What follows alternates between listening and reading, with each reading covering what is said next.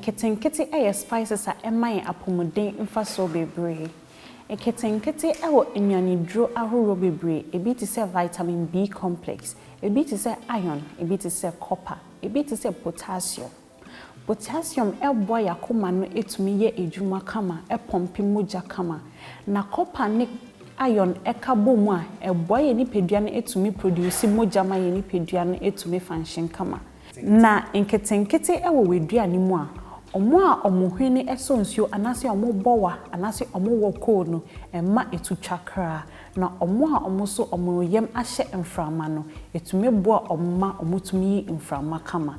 Wobenya nkitinkiti ewo sankofa natural spices fish mo. Nchini biara nim, MSG biara nim, preservative biara nim. Inti na de bia me ka kire mo say, mun use sankofa natural spices. 100% natural. Sankofa natural spices. DDE.